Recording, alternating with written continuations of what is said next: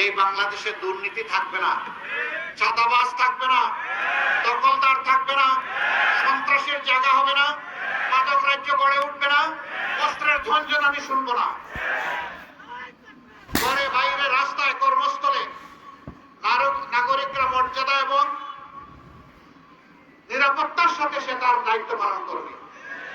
যেই দেশে আমাদের সন্তানেরা শিক্ষা জীবন শেষ করে বেকার এক টুকরা কাগজ নিয়ে বের হবে না, বরঞ্চ শিক্ষা জীবনের পাঠ ছুটিয়ে হাতে কাজ নিয়ে বের হবে ইনশাআল্লাহ।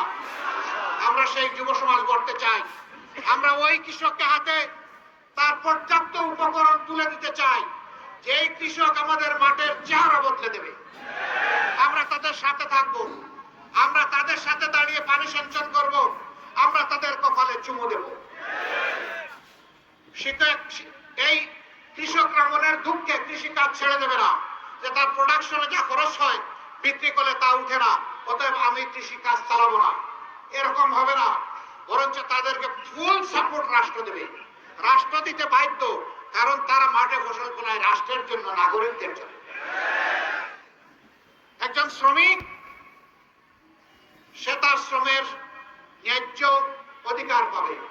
বলবেন যে এরকম মিষ্টি মিষ্টি কথা, আরো ভালো উন্নতি বেহেশতি কথা তো অতীতে শুনেছিলাম, কিন্তু যারা বলেছিলেন তারা তো আমাদেরকে ধোঁকা দিয়েছিলেন। আপনারা কি করবেন? আমরা আপনাদেরকে অগ্রিম কথা দিচ্ছি না, আমরা অতীত শোনায় দিতে চাই।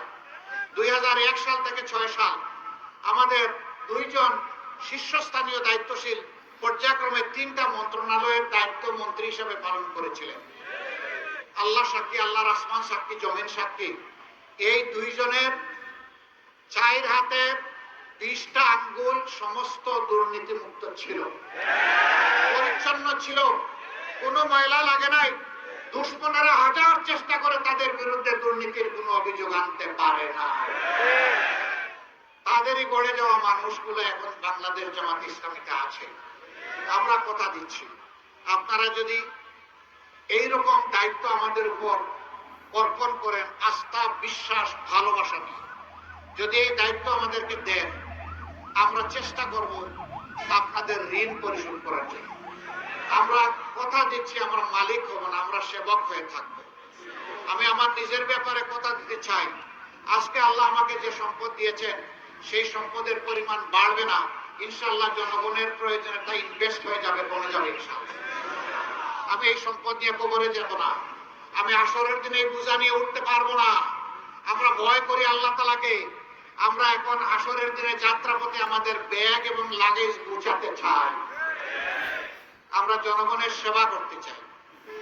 হ্যাঁ, আল্লাহ তাআলা যদি পছন্দ করেন আর জনগণের মনে যদি সেই ভালোবাসা এবং আস্থা জন্মায়, তখনই কেবল সেই সেবার সুযোগ পাওয়া সম্ভব, অন্যথায় নয়।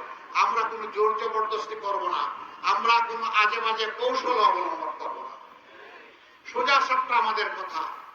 আল্লাহর কোরআন যেমন সত্য এবং পরিচ্ছন্ন পরিষ্কার, দিবালুকের মতো স্পষ্ট, আমাদের কথাগুলো সেই রকম স্পষ্ট। আমরা ওই কোরআনকে অনুসরণ করব। কোরআন, আমরা বিশ্বাস করি সমস্ত সৃষ্টির যিনি স্রষ্টা, তিনি কোরআনকে জীবন বিধান হিসেবে মানব জাতির জন্য উপহার দিয়েছেন। এর চাইতে ভালো কোনো জীবন বিধান হতে পারে না, আইন হতে পারে না, কানুন হতে পারে না, সমাজ ব্যবস্থা হতে পারে না। আমরা ওইটাই সমাজকে উপহার দেওয়ার চেষ্টা করবো ইনশাআল্লাহ। ইসলাম সকল মানুষের অধিকার সংরক্ষণ করেছে, কারো অধিকারের উপর কাউকে হস্তক্ষেপ করার সামান্যতম কোনো অধিকার দেয় নাই, কোনো শক্তি দান করে নাই, কোনো সুযোগ তুলে দেয় নাই। বরঞ্চ আল্লাহর হাবিব বলেছেন, যেই রাষ্ট্রে মুসলমানরা থাকবে সংখ্যাগরিষ্ঠ, সেখানে সংখ্যালঘিষ্ঠ মানুষগুলা তাদের কাছে আমানত। যদি তাদের সম্পদে, ইজ্জতে, জীবনের উপরে কেউ হাত দেয়, তাহলে আমি স্বয়ং আল্লাহর রাসূল ওই জালিমের বিরুদ্ধে, ওই মজলুমের পক্ষে আসরের দিন আমি মামলা দায়ের করব।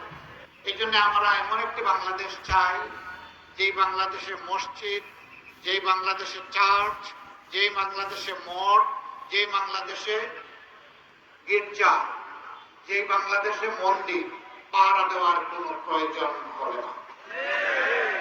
আজকে যদি মসজিদ পাহারা দেওয়ার দরকার না হয়, তাহলে মন্দির পাহারা দেওয়ার প্রশ্ন আসে কেন? নিশ্চয়ই সমাজে কিছু হুতুম পেঁচা আছে, ওই পেঁচাগুলো আমাদের সম্পর্ক নষ্ট করতে চায়। আমরা সেই সুযোগ ওদেরকে দেব না। যত ত্যাগ স্বীকার করতে হয় আমরা প্রস্তুত ইনশাআল্লাহ। ইনশাআল্লাহ। আমাদের